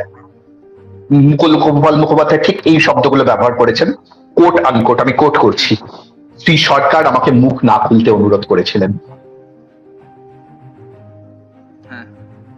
আমি যে আমাদের কনভারসেশন গুলো রেকর্ড করা ছিল, এখনো মানে আমার কাছে রেকর্ড গুলো আছে, তো এই কথাগুলো আমি লাইভ তো বলছি, আরো অনেকেই এগুলো নিয়ে লিখেছেন। পিসি সরকার কিন্তু ফেসবুক থেকে আরম্ভ করে অন্য জায়গায় খুব এগুলো নিয়ে কথা বলবেন, কিন্তু একবারও আমাদের নামে কেস করতে যাবেন না। মানে আমার খুব ভালো লাগবে যদি তুমি পিসি সরকারকে এই ভিডিওটা পাঠিয়ে দাও, দিয়ে বলো দেখুন আপনার নামে এরকম বলছে, আপনি ওর নামে কেস করুন না একটা। আমার খুব ভালো লাগবে যদি পিসি সরকার কেসটা করে। সেরকম একটা ব্যাপার। আর এই যে ঘড়ির টাইম বদলে দেওয়া, এই ব্যাপারটা, ঘড়ির টাইম, ওই ম্যাজিকটা কোনোদিন দেখানো হয়নি। এইটা একটা গল্প, এই গল্পটা বহু ম্যাজিশিয়ানের নামে চলেছে। এই গল্পটা সম্ভবত প্রথম শুরু হয়েছিল হচ্ছে হাওয়ার্ড থার্স্টনের নামে। পিসি সরকার সিনিয়র, ওনার নামেও এই গল্পটা আছে। এবার লোকজন দেখো, মানুষকে অন্য সমস্ত প্রাণীদের থেকে আলাদা করে একটা বিশেষ একটা ফিলিং, সেটা হচ্ছে ফিলিং অফ বিং ইম্পর্টেন্ট। এবার ওই জন্যেই অন্য লোকের দেখা ঘটনাকে আমরা নিজের চোখে দেখা ঘটনা বলে চালিয়ে দিই অনেক সময়, ইম্পর্টেন্ট হওয়ার জন্য। এই মানসিকতা থেকেই অনেক আষাঢ়ে গল্প তৈরি হয়। এবার সেই আষাঢ়ে গল্পকে বলে তারা নিজের চোখে দেখেছে। ওই জন্য তুমি এরকম অনেক হয়তো, তার বেশিরভাগ লোকজনই এখন খুব বেশি পাবেন না, কারণ তাদের যা বয়স, তাদের বেশিরভাগ তারা এখন আমাদের মধ্যে নেই, মারা গেছেন। কিন্তু এরকম অনেকেই ছিলেন যারা হয়তো বলতেন যে আমরা দেখেছি পিসি সরকার এই ম্যাজিকটা দেখিয়েছেন নিউ এম্পায়ার থিয়েটারে, ঘড়ির টাইম বদলে দিয়েছে। আসলে এটা গল্প, এই ম্যাজিকটা কেউ কোথাও কোনোদিন দেখাননি। হ্যাঁ, মানে এই ধরনের গল্পগুলো অনেক জায়গায় চালু মানে আছে। যেমন দেশের বাড়িতে হয়তো কোথাও আমি মানে হয়তো গেছি, হয়তো ম্যাজিক দেখাচ্ছি, বলছে তুই কি ম্যাজিক দেখাচ্ছিস? একটা ম্যাজিশিয়ান আছে, তাকে একটা বাক্সের মধ্যে ভরে দিয়ে কেটে দেওয়া হলো, দেখা যাচ্ছে ওই পুকুরের ধারে তাল গাছের উপরে সে যেন বসে আছে। মানে বিভিন্ন ধরনের গল্প আর কি। এই গল্পগুলোর যেমন গল্প, এই গল্পগুলোর কিন্তু একটা খুব মানে ইন্টারেস্টিং দিক আছে। আমার স্যার একবার একটা লেকচারে বলেছিলেন যে ওই ওয়াটার অফ ইন্ডিয়া, ওই খেলাটা নিয়ে উনি বলছিলেন যে লোকজন এরকম গল্প বলে যে ঘটিটা থেকে জল ঢালছে ঢালছে ঢালছে, জল আর ফুরোয় না, শেষে একদম আমাদের সিটের তলায় পর্যন্ত জলে ভেসে যাচ্ছে, আমরা সব চটি ফটি হাতে নিয়ে পা গুটিয়ে বসলাম। তার মানে কি? তার মানে এই ইলিউশনটা কিন্তু তৈরি হয়েছে ওই মানুষদের মনে। মানে যিনি পারফর্মার, তিনি এত সুন্দর পারফর্ম করতে পেরেছেন যে মানে মানুষদের চোখে এইরকম একটা ইলিউশন তৈরি হয়েছে। হ্যাঁ, মানে কোনোদিনও জল শেষ হবে না আর কি, মানে আনলিমিটেড জল শেষ হবে না। মানে এটা কিন্তু আমি ম্যাজিশিয়ানকে বলবো হ্যাটস অফ, মানে উনি ইলিউশনটা তৈরি করতে পেরেছেন মানুষের মনে। মানে মেন কথা বলতে গেলে যেমন বিভিন্ন ম্যাজিক, যে আজ যে ম্যাজিক গুলো দেখাচ্ছে, এইগুলো কোনো কল্পনা জগতে কেউ ভেবেছিল, এবং সেই জিনিসগুলোই আমরা বাস্তবে রূপান্তর করার জন্য ম্যাজিকের বিভিন্ন রকম ম্যাজিকের আমরা ইনভলভ করি, মানে ইনভেনশন করেছি। যেমন মনে করুন ফ্লোটিং কার্পেট, মানে দেখবেন ওই মানে রূপকথার জগতে মানে একদম মানে মধ্যে উড়ে যাচ্ছে, সেখান থেকে আমরা ফ্লোটিং লেডি ইলিউশন ডেভেলপ করেছি। বা কেউ মনে করেন হয়তো ওই গ্রেট ইন্ডিয়ান রোপ ট্রিক যেটা বলি, মানে দেখবেন ওই গল্পে আমরা পড়েছিলাম যে একটা মানে একটা রোপ উপরে উঠে যাচ্ছে, দিয়ে রোপের মধ্যে একটা মানুষ উপরে চলে যাচ্ছে, যাওয়ার পর হঠাৎ করে একটা ব্লাস্টিং বা কিছু হচ্ছে, মানে সে ভ্যানিশ, সেখানে নেই, মানে সেখানে গায়েব, আর রোপটাই শুধু মানে সেরকম ভাবে রয়ে গেছে। এরকম বিভিন্ন রকম মানে ব্যাপার স্যাপার গুলো, মানে যেমন এই যেমন একটা কথা বললেন এরকম, এই যে ঘড়ির টাইম যেটা বদলে দেওয়া, এই ম্যাজিকটা যদি উনি ইন্টারভিউ বলে দিয়েছিলেন যে আমি করেছিলাম, কিন্তু ওইটা দেখে কিন্তু আমরাও একটা ডেভেলপ করেছি। মানে আমরা যেমন এই ধরনের মানে দেখবেন ওই অ্যানালগ ঘড়ি আমরা করি, মানে এখন ইনস্ট্যান্ট দেখিয়ে দিতে পারি আপনাকে, কিন্তু মেন ব্যাপার হচ্ছে যত দিন বাড়ছে আমরা ডেভেলপ করছি। এখন আমরা দেখবেন অ্যান্ড্রয়েড যে কোনো ফোন বা কোনো ডিজিটাল ফোনেরও ঘড়ির টাইম আমরা বদলে দিতে পারি। তারপর টেকনোলজি বেরিয়েছে, পেট্রিক ফান, এরা বিভিন্ন রকম টেকনোলজি আর কি দিচ্ছে। তো মানে যেমন মডার্ন টেকনোলজিও যেমন বাড়ছে, তেমন ম্যাজিকের ডেভেলপমেন্টসও হচ্ছে। হ্যাঁ, ম্যাজিক যদি টেকনোলজি ব্যবহার না করে তাহলে ম্যাজিক তো পিছিয়ে পড়বে। আনন্দের কথা যে ম্যাজিকে টেকনোলজির ব্যবহার হচ্ছে, তো এটা একটা ভালো দিক। মানে আর এই যে থাকার ফলে না, এই কোডিং এই জিনিসগুলো আসার ফলে ম্যাজিকে কিন্তু এর ব্যাপারে মানে যেমন টেকনোলজিক্যাল ম্যাজিকের দিকে বলতে গেলে গ্রেগ রোস্টামি আমাদের প্রথম আসে মাথার মধ্যে। মানে উনি একদম রেভলিউশন এনে দিয়েছেন মানে ডিজিটাল ম্যাজিকের ব্যাপারটা। হ্যাঁ একদম তাই, হ্যাঁ একদমই তাই। হ্যাঁ, আচ্ছা এই ব্যাপার নিয়ে একটা কথা বলছি আপনাকে, মানে দেখবেন এই সমস্ত ম্যাজিক গুলোর ক্ষেত্রে কেউ না কেউ কিছু একটা ভাবে এবং ভাবার ফলে সেই জিনিসটা তৈরি হয়। তো সেই রকম একজন ফেমাস ব্যক্তির নাম আপনি হয়তো জানবেন, ডেভিড বার্গলাস, নাম শুনবেন। তো ডেভিড বার্গলাস একটা রুটিন তৈরি করেছিলেন, মানে ভেবেছিলেন মনের মধ্যে যে এরকম একটা মানে একটা ডেক অফ কার্ডস এর মধ্যে 52টা কার্ড আছে এবং কার্ডের মধ্যে তিনি একটা নাম্বার ভাবছেন আর অন্যজন একটা কোনো ওয়ার্ড ভাবছেন, সরি কোন একটা কার্ড ভাবছেন, অন্যজন একটা নাম্বার ভাবছেন, কিন্তু দেখা যাচ্ছে কার্ডগুলো ডিল করার সময় সেই নাম্বারই সেই কার্ডটা চলে আসছে। এখন মনে করুন একটা কার্ডের ডেকের মধ্যে যদি একটা কার্ডকে আমরা ধরি তো 52 কম্বিনেশন হয়। তো এরকম যদি মনে করুন প্রত্যেকটা কার্ডের করতে যাই মানে অসংখ্য কম্বিনেশন হবে, যেটা বাস্তবে সম্ভব নয়, কিন্তু আমরা তার যতটা কাছাকাছি যাওয়ার চেষ্টা করতে পারি সেটাই হচ্ছে বার্গলাস এফেক্টের সাকসেসফুল। তো আমিও আমার মতো একটা এফেক্ট তৈরি করেছি, তো সেটা আপনাকে একটু প্রেজেন্ট করব। তো এটাই ওই আচ্ছা, any card at any number. হ্যাঁ হ্যাঁ, তো আপনি কি দেখবেন? মানে আপনার সাথে ট্রাই হ্যাঁ নিশ্চয়ই নিশ্চয়ই, কেন দেখবো না। সাকসেসফুল হয় তাহলে জানবো আমার প্র্যাকটিসটা সাকসেস হয়েছে। যাই হোক, আমার কাছে একটা ঠিক আছে কার্ডস রয়েছে, মানে আমি ওই normal deck of cards use করেছি, কোনো গিমিক ডেক অফ কার্ডস নেই যে মানে আমি কোনো ট্রিক করব। এই নরমাল দেখুন ক্লাব 772। হ্যাঁ ওকে। এরপর এই ডেক অফ কার্ডস এর মধ্যে প্রত্যেকটা কার্ড দেখবেন আলাদা আছে, ভিতরে কিছু নেই, মানে each and every cards are different here. Okay হ্যাঁ, এবার এই প্রত্যেকটা কার্ডের মধ্যে আমি একটা কার্ডকে একটা পজিশনে রেখে দিয়েছি, আমি আপনাকে বলবো না কি পজিশনে আছে। তো এই কার্ডটা আমার সামনে এখানে রাখা থাকবে আর কি। তো আমি বলবো আপনি আমার চোখের দিকে তাকান, তাকিয়ে আপনি মনের মধ্যে যে কোনো একটা কার্ডের ব্যাপারে ভাবুন, যে কোনো একটা কার্ড ভাবছেন, কোনো ডার্ক কার্ড, যে কোনো একটা কার্ডের ব্যাপারে ভাবছেন। আচ্ছা, ওই কার্ডটা যে কার্ডটা রয়েছে ওই কার্ডটাকে যদি বলি যে কোনো একটা নাম্বার দিতে, যে কোনো একটা নাম্বার যদি আপনি মনের মধ্যে আর কি ভাবেন, মানে ওই কার্ডটার ব্যাপারে, মানে কার্ডের নাম্বারটা নাকি এমনি যে কোনো নাম্বার? পুরো কার্ডটাই, মানে আমি একটা ডার্ক কার্ড ভাবতে বললাম আপনাকে মাইন্ডের মধ্যে, যে কোনো একটা ডার্ক কার্ড, সেটাকে একটা নিউমেরিক্যাল ভ্যালু দিতে বললাম। তো আপনি এখন একটা কার্ডের ব্যাপারে ভাবছেন, কিছু একটা মাইন্ডের মধ্যে এসেছে, কি কার্ড ভাবছেন আপনি? মানে পুরো কার্ডটাই বলবো না শুধু নাম্বারটা বলবো? কার্ডটাই বলবো। আমি ভাবছি 6 অফ ক্লাবস। আপনি কি ডিসিশন চেঞ্জ করতে চান না এটার মধ্যেই থাকতে চান? না, 6 অফ ক্লাবসই থাকবো। হ্যাঁ, 6 অফ ক্লাব। তো আমার এই ডেক অফ কার্ডস এর মধ্যেও 6 অফ ক্লাব अवेलेबल আছে। আচ্ছা, তো এখানে কি হচ্ছে, মানে একটা ডেক অফ কার্ডস এর মধ্যে কতগুলো কার্ড থাকে বলুন না? 52 কার্ড, জোকার গুলো বাদ দিলে। হ্যাঁ, আর জোকার কার্ড আর অ্যাড কার্ড বাদ দিলে। তো আমার এই ডেক অফ কার্ডস এর মধ্যে 52 কার্ডস আছে। তো আমি আপনাকে বলবো 1 থেকে 52 এর মধ্যে যে কোনো একটা নাম্বার আমাকে বলুন। মানে 7। আচ্ছা 7 বলছেন তো? আচ্ছা 7টা মনে করুন most of the psychological number হতে পারে, তো অনেকে ভাবতে পারে হয়তো অবভিয়াস একটা নাম্বার। তো আপনি যদি মাইন্ডটাকে চেঞ্জ করেন অন্য একটা নাম্বার, কি নাম্বার আপনার মাইন্ডের মধ্যে আসছে এখন? চেঞ্জ করব না চেঞ্জ করব 17 বলেছেন না? তো আমি তো এই একই ডেক অফ কার্ডস আছে, আমি কোনো রকম ভাবে ফ্রেম চেঞ্জ করব না। তো আমি ডেক অফ কার্ডসটা খুলছি। তো আপনার যে কার্ডটা ছিল 6 অফ ক্লাব, আর যে নাম্বারটা বলেছেন নাম্বারটা হচ্ছে 17। দেখুন এর ভিতরে আর কোনো কার্ড নেই।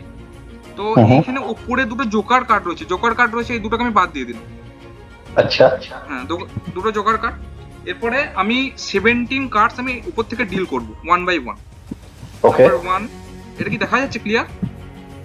হ্যাঁ ঠিক আছে, দেখা যাচ্ছে। নাম্বার 1, নাম্বার 2, 3, 4, 5, আপনি কাইন্ড করুন, আমার যতটা সম্ভব 1 2 3 4 5, হ্যাঁ 6 হলো। এবার বলুন 7, 8, 9, 10, 11, 12, 13, 14, 15, 16। এখন আমরা এইটা হচ্ছে আপনার চুজেন নাম্বার 17। হ্যাঁ, আমি 17 কার্ডটাকে এখানে রাখছি, আর বাকি কার্ডগুলো আমি দেখিয়ে দিই। এখানে যতগুলো কার্ড হচ্ছে each and every cards are different here, প্রত্যেকটা কার্ড ডিফারেন্ট। আর এখানেও দেখবেন প্রত্যেকটা কার্ড এখানে ডিফারেন্ট রয়েছে। তো আপনি শুধু এই একটা কার্ডই চুজ করেছেন। এখন আমি দেখাচ্ছি, এই যে কার্ডটা আমি রাখছি হাতের কাছে। আচ্ছা, for the first time tell me what's the card you are thinking of. আগে বলিনি, বললাম তো 6 অফ ক্লাবস। হ্যাঁ, ওটাই ভাবুন। আর 6 অফ ক্লাবস। বিউটিফুল, বার্গলাস এফেক্ট, ভেরি নাইস। হ্যাঁ, এই যে প্রিন্সিপালটা যেটা ইউজ করলাম, এটা আমি কারণ সিং এর কাছ থেকে দেখেছিলাম আর কি, মানে এই জিনিসটা থেকে ইন্সপায়ার হয়েছিলাম, ওনার এই এফেক্টটা ইউজ করেছে আর কি। বাংলাদেশ এফেক্ট যে এটা আছে, ওটাতেই এটা আছে। ভেরি নাইস, ওয়েল ডান, মানে খুব ভালো করেছো। হ্যাঁ, ব্রাক্সলাস এফেক্ট ব্যাপারটা কি বলুন তো, ব্যাপারটা হচ্ছে এর উপর বহু মানে প্রিন্সিপাল আছে, মানে বলতে গেলে 50-60 রকম প্রিন্সিপাল আছে, মানে বিভিন্ন জন বিভিন্ন রকম ইউজ করে, আমি আমারটাকে ইউজ করি। হ্যাঁ কারেক্ট। হ্যাঁ। তুমি বলেছো তুমি জেনারেলি কলকাতার কোনো কনফারেন্সে আসো না, তবে আমি বলবো এলে ভালো লাগবে। মানে কলকাতার কনফারেন্স মানে কিছু কনফারেন্স তো বেশ ভালো হয়, ভুল ত্রুটি থাকে, স্কোপ অফ ইমপ্রুভমেন্ট অনেক থাকে। আমি তোমার একটা ছোট ঘটনা বলছি, মানে আমরা অনেকেই দেখেছি। ম্যাজিক অথরিটি অফ ইন্ডিয়ার একটা কনফারেন্স, ম্যাজিক অথরিটি অফ ইন্ডিয়ার প্রেসিডেন্ট হচ্ছেন দেবাশিস দা, ভাইস প্রেসিডেন্ট হচ্ছেন প্রভাত দা, সেক্রেটারি হচ্ছেন আশিস দা। এবার আমরা দেখেছি প্রেসিডেন্ট, সেক্রেটারি ওরা নিজেরা দু হাতে দুটো খাবার থালা নিয়ে লোকজনকে খাবার দেওয়ার জন্য নিচে নিয়ে যাচ্ছে, সারাক্ষণ দৌড়ে বেড়াচ্ছে ওটাকে সাকসেসফুল করার জন্য। প্রভাত দা এই গত বছরই আমি দেখেছি, মানে প্রভাত দা রীতিমতো মানে লোকজনের খাওয়া হয়ে গেছে, কতক্ষণে এসে যার পাতাগুলো তুলে দেওয়ার কথা সে তুলবে, প্রভাত দা নিজে ওগুলো সরিয়ে দিচ্ছে, নিজে ঘাড়ে করে বেঞ্চ নিয়ে এসে পাচ্ছে।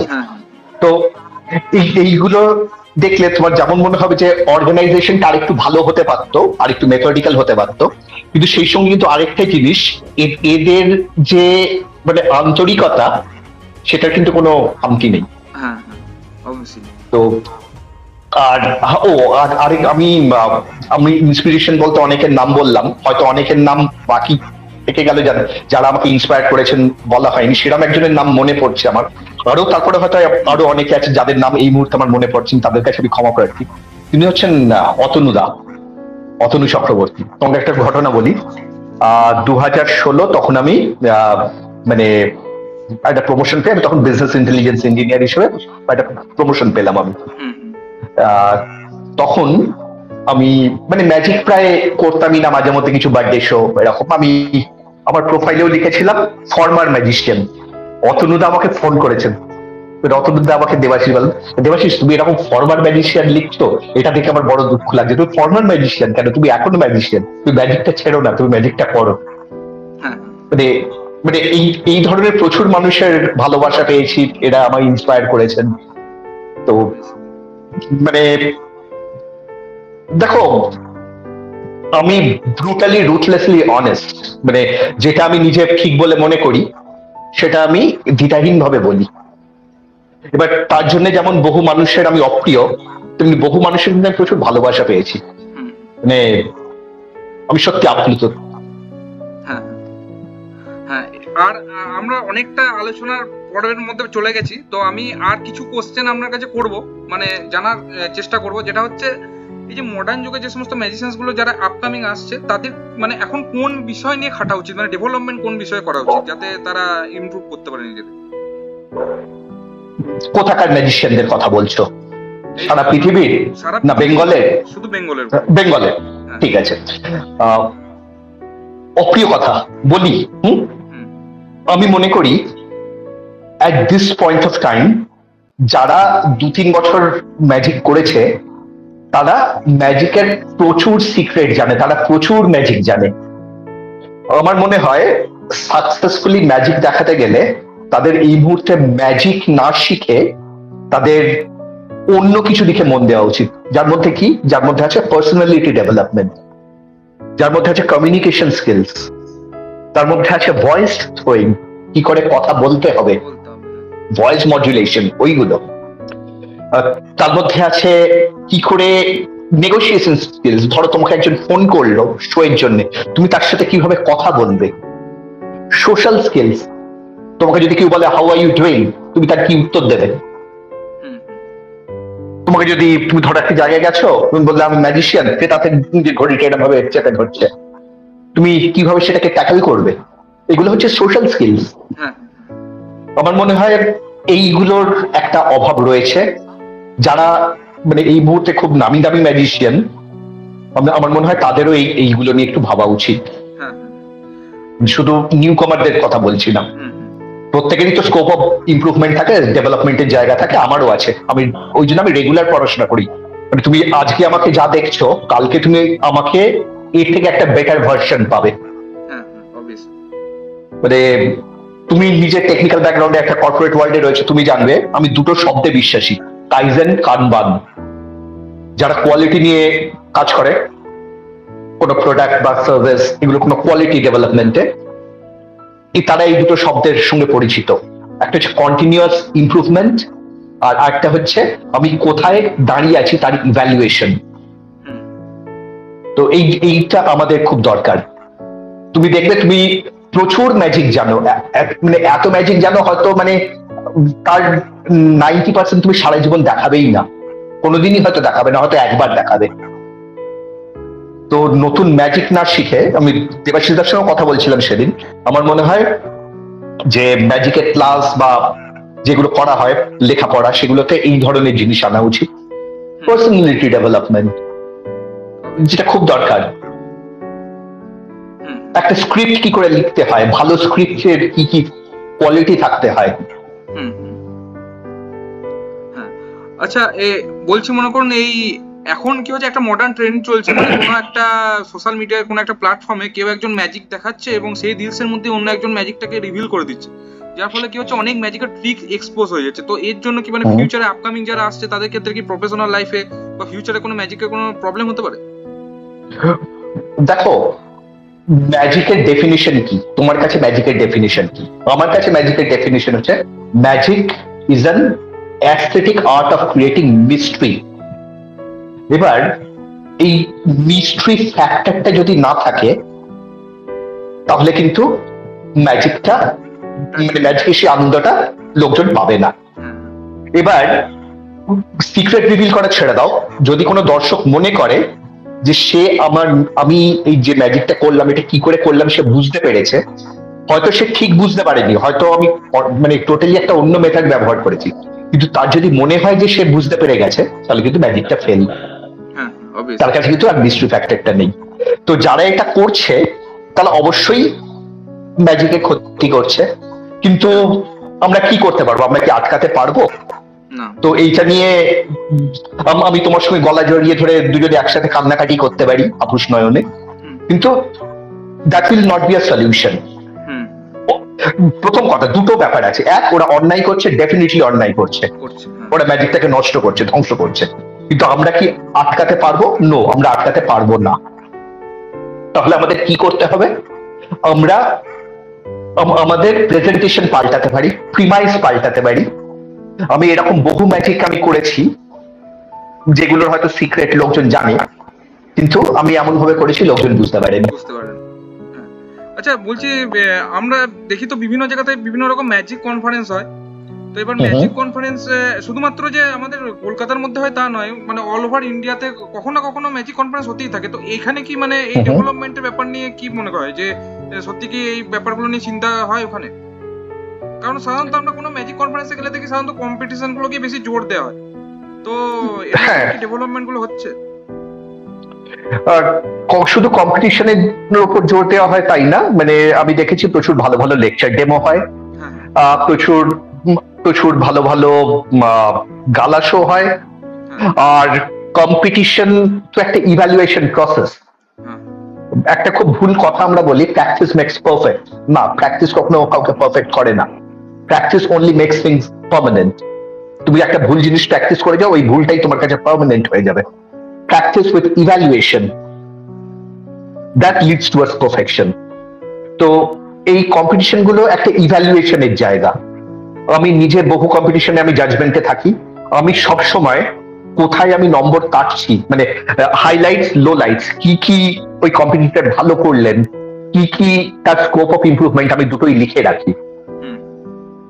তো কোনো কম্পিটিটর যদি আমাকে জিজ্ঞেস করেন, আমি তাদের সবসময় বলে দিই। তো এটা একটা ইভ্যালুয়েশন প্রসেস। আর এছাড়া আমি এই কনফারেন্স গুলোতে যাই, মূলত সবার সাথে দেখা হয়, হইহুল্লোড় হয়, একটু আনন্দ হয়, এই জন্যে। মানে একটা বেশ সবাই মিলে একটা মিট আপ টাইপের। সবাই মিলে দুদিন ধরে একটু এনজয় করা হয় সেই জন্য। তুমি আমার সাথে কথা প্রসঙ্গে বলছিলে যে তোমার বেঙ্গলের কোনো কনফারেন্সে কখনো যাওয়া হয়নি। হ্যাঁ, আমি বলবো তুমি একবার এসে দেখো তোমার কেমন লাগে, কারণ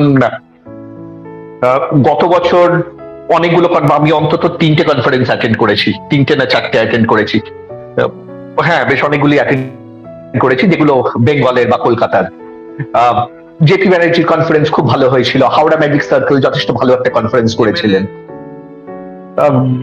এমএলএ সমস্ত কিছু ভালো করেছিল। কিছু কিছু ব্যাপারে আমার ডিসস্যাটিসফ্যাকশন ছিল যেগুলো আমি ওদেরকে জানিয়েছিলাম, বাসুদাকে আমি জানিয়েছিলাম।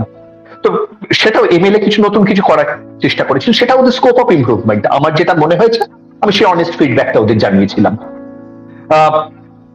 ম্যাজিক অথরিটি অফ ইন্ডিয়া বা বঙ্গজাদু এরা একটা কনফারেন্স করে, তুমি দেখবে এখানে মানে একটা যেন একটা আত্মীয়তার ব্যাপার চলে আসে, সবাই মানে ব্যাপারটাকে সাকসেস করার জন্য উঠে পড়ে লাগে। অমুক ম্যাজিশিয়ান ওইখানে ওই ভিডিওতে এটা শিখিয়েছেন, আমি ওটা সরাসরি কপি পেস্ট করে দিলাম, সেটা আমি করি না। কারণ আমি মনে করি ওটা যদি তাই করতে হয়, হয়তো ম্যাক্সিমাম যে এফেক্টটা দেখিয়েছেন সেটা আমি যদি সরাসরি ওরম ভাবেই শিখিয়ে দিই, তাহলে আমার আলাদা করে শেখানোর দরকার নেই, ম্যাক্সিমামের ভিডিওটা শেয়ার করে দিলেই তো হয়ে যায়। এবার ওইটা করতে গিয়ে আমি কি প্রবলেম ফেস করেছিলাম, আমি সেই প্রবলেম গুলো কি করে ওভারকাম করেছিলাম, তারপরে ওটা কিভাবে কোথায় এসে দাঁড়িয়েছে, আমি যেটা করছি কেন করছি, বা আমেরিকান অডিয়েন্স আর ইন্ডিয়ান অডিয়েন্সের যে তফাৎ, সেখানে আমি ওই জন্য প্যাটার্ন কিভাবে চেঞ্জ করেছি বা প্রেমাইসটা কিভাবে চেঞ্জ করেছি, আমার কিছু সেখানে ইনপুট থাকে, সেটা আমি সবসময় দেওয়ার চেষ্টা করি। আচ্ছা, বলছি এই খুব ভালো রেসপন্স। সাউথের কনফারেন্সের কথা বলছেন, সাউথে একটা মন্ত্রা 2 বলে একটা খুব বড় কনফারেন্স হয়েছিল, ওটা কি সাউথে? আমি মন্ত্রা 2 তে যাইনি, আমি হ্যাঁ কিন্তু আমি মন্ত্রা 2 আমি যাইনি। কেমন হয়েছে না হয়েছে আমি মানে ওটা কিছু বললে সেটা হিয়ারসে হবে, আমি যাইনি, ওটা অ্যাটেন্ড করিনি। মানে শুনেছিলাম যত সময় ফরেন থেকেও অনেক ডিলার্স এলা এসেছিল সেখানে। হ্যাঁ, আমি শুনেছিলাম, তো আমার যাওয়া হয়নি। আচ্ছা, বলছি মনে করুন আমাদের তো এই কথাবার্তা তো চলতেই থাকবে, শেষ হবে না। তো আমরা যেহেতু ম্যাজিশিয়ানস আর আপনি যেহেতু এখানে ম্যাজিশিয়ান রয়েছেন, তো আর একটা যদি ম্যাজিক দেখান দর্শকদের জন্য, কোনো মেন্টাল ম্যাজিক, যেহেতু মেন্টালিস্ট আমি একটু বলবো যে আর একটা যদি মেন্টাল ম্যাজিক দেখান এখানে। কোনো ম্যাজিক না, অ্যাজ আ মেন্টালিস্ট আমি স্টেজে যেটা করি আমি বলি I like a modern day Sherlock Holmes. আমি ছোট ছোট ক্লু গুলোকে অবজার্ভ করি, তারপর আমি কিছু ডেমনস্ট্রেট করি যেটাতে মনে হয় আমার কিছু সাইকিক পাওয়ার আছে, আমি অ্যাক্টিং করি অ্যাজ ইফ আমার কিছু সাইকিক এবিলিটি আছে। তার মধ্যে আরেকটা জিনিস আমি করি, সেটা হচ্ছে ডিসিশন ইনফ্লুয়েন্সিং, মানে কে কোন ডিসিশন নেবে সেটাকে ইনফ্লুয়েন্স করা। এটা কিন্তু মানে এই যে অ্যাডভার্টাইজমেন্ট কিন্তু ভীষণ রকম ভাবে এটা করে। এই যে এই মুহূর্তে দেখবে প্রচুর লোকজন মনে করে একটা ভালো ফোন না থাকলে হাতে তার জীবনই বৃথা। এবার তার মানে কেন?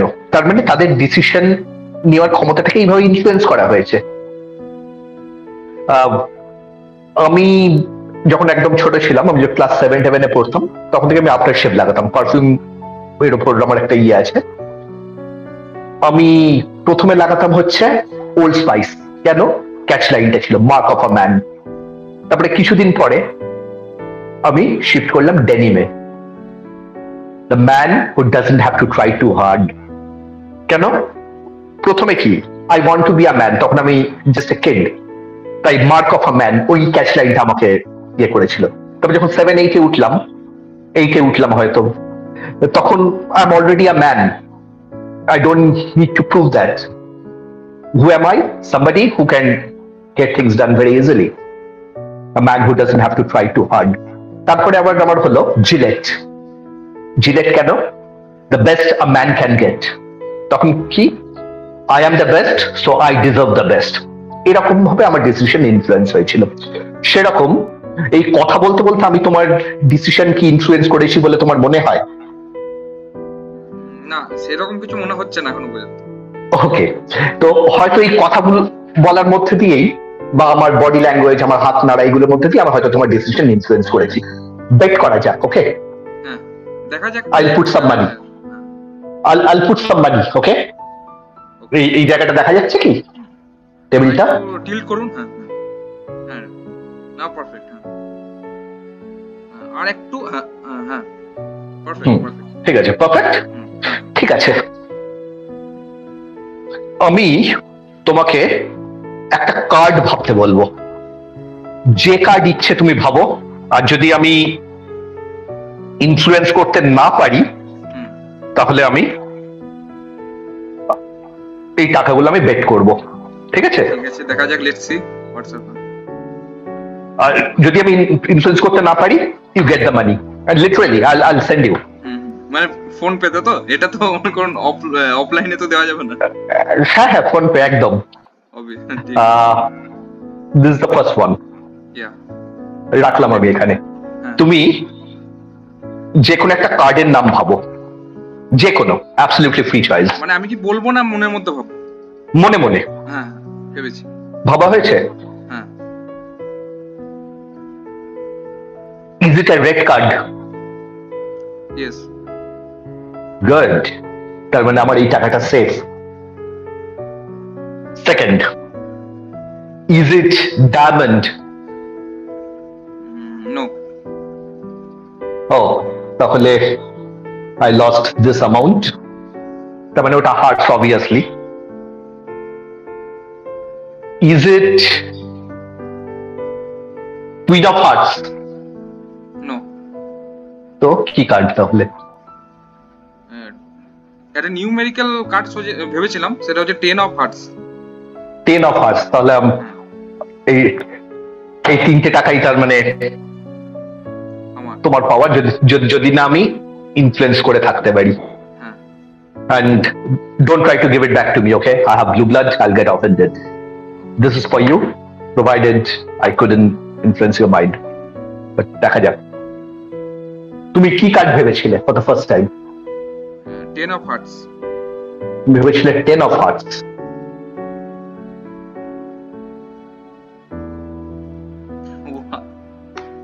Ten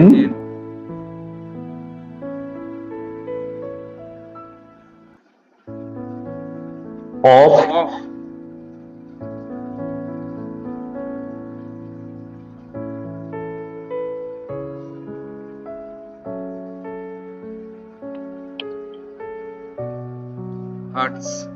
Wow, 10 of Hearts. আচ্ছা, এটা কিভাবে বুঝতে পারলেন যে আমি এটাই ভাবতে পারি বা এরকম কিছু? এটা উল্টে দেখেছিলাম। যদি অন্য কিছু তো হয়ে যেতে পারতো। ও হলো না তো।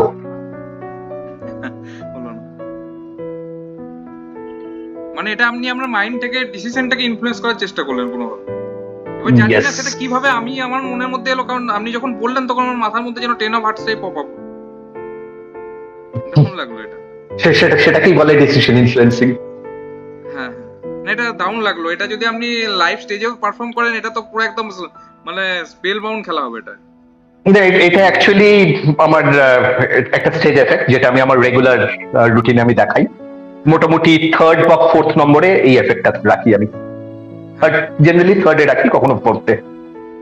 হ্যাঁ, আচ্ছা বলছি, আমাদের যেহেতু এই সেশনটা অনেক বড় হয়ে গেল, যতটা সম্ভব অনেক কিছু ব্যাপার নিয়ে আলোচনা হলো, কিন্তু যে বিশাল কিছু হলো তাও বলবো না, কারণ ম্যাজিক যে এতটাই একটা ভাস্ট একটা সিলেবাস, তার মধ্যে আমাদের মেন কিছু পার্ট ছিল, যেটা মেন্টালিজমের খুব একটা ইম্পর্টেন্ট টার্ম, যেটাকে আমরা বলি হিপনোটিজম, হিপনোসিস, এনএলপি। এই যে ব্যাপারগুলো, এই ব্যাপারগুলো তো আমাদের আলোচনার মধ্যেই এলো না, অথচ আমাদের প্রোগ্রামটা কমসে কম 1 ঘন্টার কাছাকাছি চলে গেল যতটা সম্ভব আমার মনে হচ্ছে।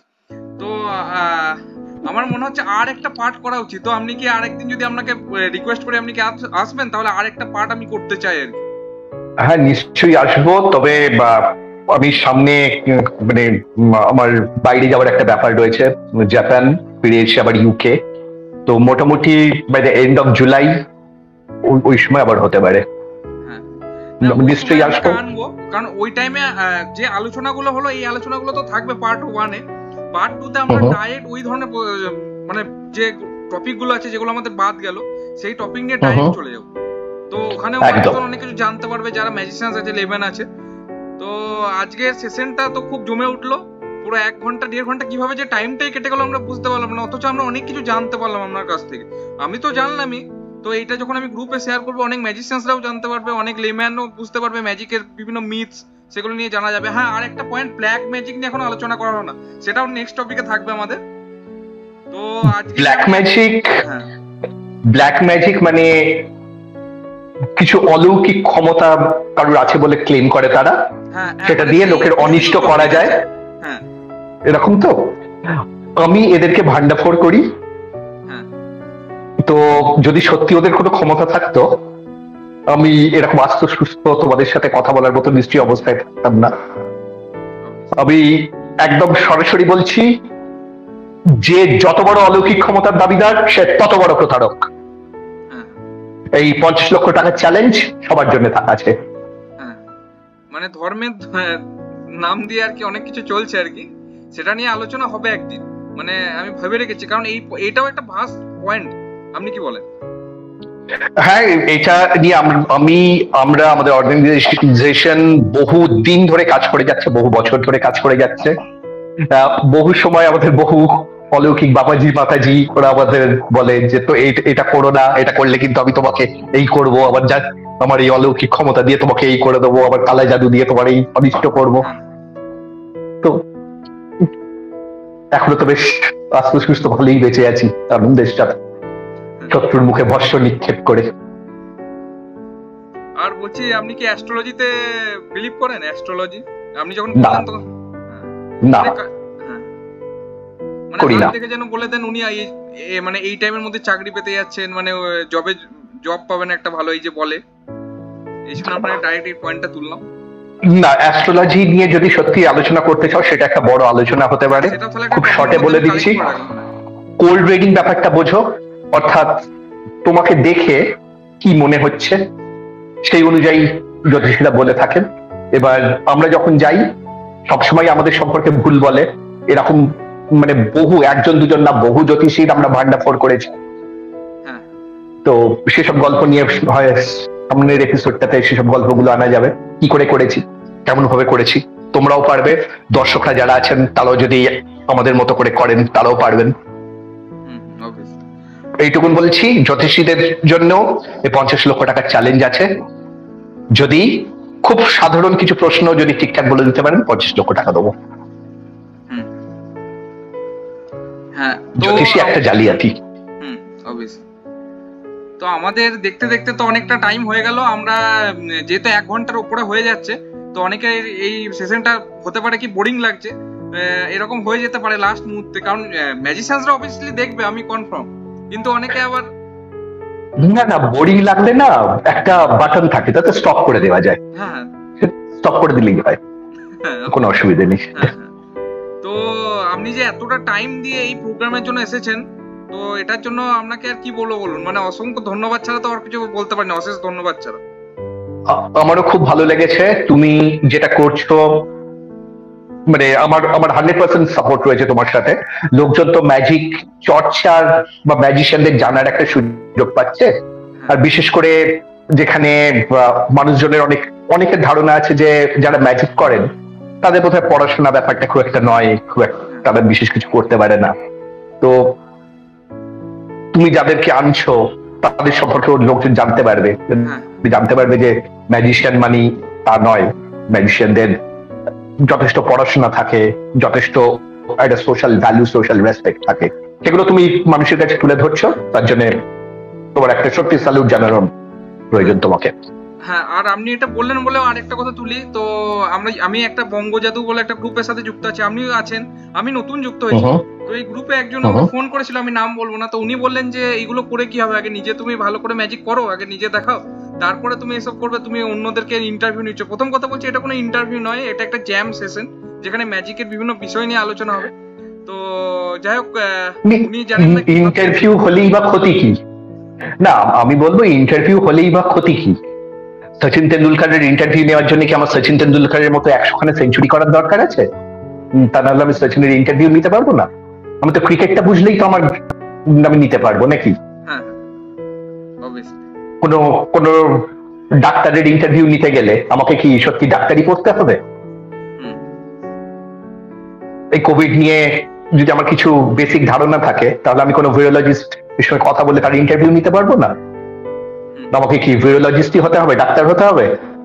তো যিনি বলছেন উনি ওনার মতামত জানিয়েছেন, আমি ওনার সাথে একমত নই। হ্যাঁ হ্যাঁ। তো আর আজ কথা বাড়াচ্ছি না, এখানেই শেষ করছি আজকের অনুষ্ঠান। আশা করি অনেক কিছু জানতে পারলেন। তো কি বলবো আর, আপনি কিছু লাস্ট কিছু বলবেন? আমারও এখানে এসে খুব ভালো লেগেছে। সবাই খুব ভালো থাকুন। নমস্কার। নমস্কার।